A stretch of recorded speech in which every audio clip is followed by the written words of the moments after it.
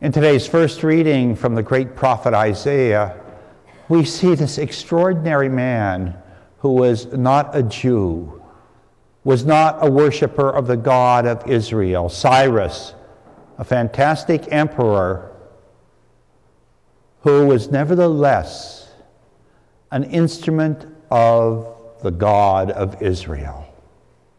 How's that possible? Isaiah said, well, he conquered everyone in sight. He extended his empire, and in fact, his empire went from the Indus River in India all the way through the what we call now the Near East, down through the borders of Egypt, up into parts of Greece, into the Caucasus, and in Europe. Tremendous empire. And he smashed a lot of the ancient empires and tribes. And he changed the way people were governed in law, in politics, and in religion. And from the Jewish perspective, the greatest thing he ever did was tell the Jews who had been oppressed, captured in Babylon, you could go home and rebuild the temple. They were astonished by this. This had to be the handiwork of God. And so it was. And when we look at ancient Israel, they realized they had a special relationship with God, and they realized it was a great blessing to be born into the tribes of Israel. And they sort of looked down on all the strange religious practices around them, especially human sacrifice, the temple prostitutes, all of those things, certainly they held in contempt.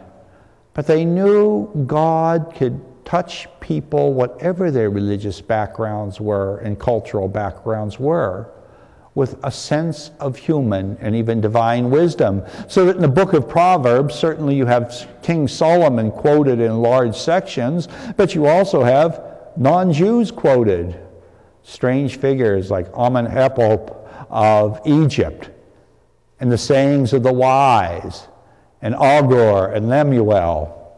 These were not under the auspices of the God of Israel formally, but they knew a lot, and their wisdom was incorporated into the book of Proverbs. That wise way of looking at the world, seeing the handiwork of God, showing up in the most unexpected places.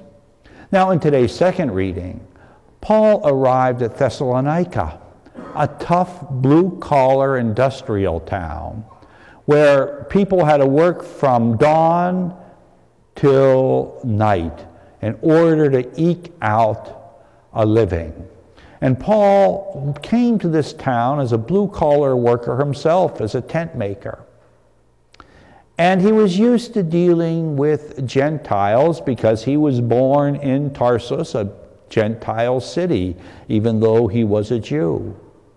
But he came to them with an extraordinary story, the story of Jesus of Nazareth, that resonated in their hearts. They could identify with it. Here was the son of a carpenter, who was nevertheless the embodiment of the divine, the holy. Now, decades before, the working people of Thessalonica, they had their own god, who was a working god, who was unjustly slain by his brother. And he was quite popular until the priests took that god, put him in the official Roman Greek pantheon, and then you had to sort of pay to go worship him. So they were without a god. They were adrift spiritually. And suddenly there was this working wise man that came into their midst and told them the story of Jesus. Now when you go home, take that dusty Bible off your shelf, look up 1 Thessalonians, read the whole letter. It'll only take you 5 minutes. And in it you'll see how they connected, Paul and the Thessalonians. He said, I was like a father to you, and you adopted me like I was an orphan. And I didn't come with a great deal of bombast and threats. No, I came with you gently, like a mother nursing her child at the breast. and you responded to this message, this good news of Christ.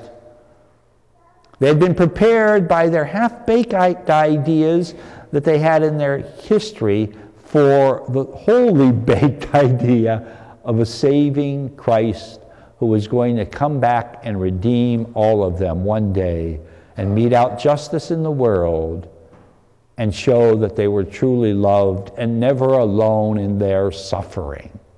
A tremendous good news that Paul brought them, and they responded. And because of that, Paul was so happy. He said, day and night I pray for you. I thank God for you. I am so encouraged by you and your faith. Now we come to today's gospel passage. It's coming to the end of the Gospel of Matthew. The resistance had reached a higher and higher level.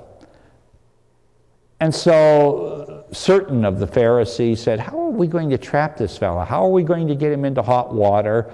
So they sent a couple of their disciples, along with the Herodians, which were the local politicians, with a question. And it's in debate, setting up the horns of a dilemma. If you say one thing, one horn will get you. If you say the other thing, the other horn will get you. Something they could have no escape for. Now, if he said, oh yeah, pay your taxes to Caesar, then the horn would get them off, so you're supporting a pagan empire over against the people of God. On the other hand, if he said, no, don't pay the tax to the emperor, to those pagans who were unjustly oppressing us, then the other horn would get him, saying, you're just another rebel trying to overthrow the Roman Empire. In either case, they had him. But in debates, there's a thing called escaping between the horns of a dilemma, where you find a third way out. And this is what Jesus does. I remember one time I was set up with the horns of a dilemma when I was getting my oral exams for religious studies in the University of Detroit. I had been grilled by some sociologist of religion over and over with a lot of questions, and then he came as a scripture scholar. And so he put a horns of a dilemma for me, and he asked me a simple question like only a Jesuit could. He said, oh, well, Jeff, if you had to change the world and you could only pick one book, would you pick some of these sociology books or would you pick the Bible? And I said, well, I'm in a congregation of Society of St. Paul. If I had to pick only one book, I'd have to write my own, having read all the rest. And he said, oh, I didn't give you that option, but he knew that I'd escape between the horns of a dilemma. Well, this is the dilemma Jesus has. And so he asked the question, give me a coin, the coin that we're all using every day. And he said, whose image is on it? And he says, Caesar's. Caesar's image is on it. So then he says, well, give to Caesar what belongs to Caesar, but to God what belongs to God. But there is more to it than that. We have to ask ourselves, whose image is stamped on our soul, on our minds, on our hearts, our imaginations? Remember, the word to be an image of God starts at the very beginning of the Bible, in the book of Genesis, where we are created in God's image. And yet we're such god-awful people. How does that happen? What does that mean, that we're created in God's image? Well, certainly God doesn't look like us. Thank God he doesn't look like us. That can't be it. What does it mean to be created in God's image? And there are many explanations, but the one I like the best said that in the ancient world there were images everywhere, and if you saw an image in a town that had a statue, an image of Caesar Augustus, you knew you were in a Roman town. If you came to a town and there was a statue or an image of Pharaoh, you knew you were in Pharaoh's territory. That's who ruled there. But now for us, to be the image of God is to allow God to rule in our hearts. and to live and love like God would have us. And then we become, and only then do we become, the image of God. Now, in our own hearts, our minds, our own souls, we have to ask ourselves, is God reigning in my heart, in my mind, in my soul, or not? Am I so preoccupied with making ends meet, like the Thessalonians were from morning to night? They had to be. That I don't have time for God? Then we have to examine ourselves on that. In the second letter to the Thessalonians, some people, after having heard the good news, gave up working altogether. And St. Paul gave his famous and infamous line, look, if you're not going to work, you're not going to eat. We've got to be practical here. But what is paramount in our hearts and minds and souls? Is it being popular and feeling depressed or broken because we're not? Is that what's impressed on our soul as the most important thing to show whether we're worth anything or not? Is being successful, whether it's in sports or business or school, the most important thing?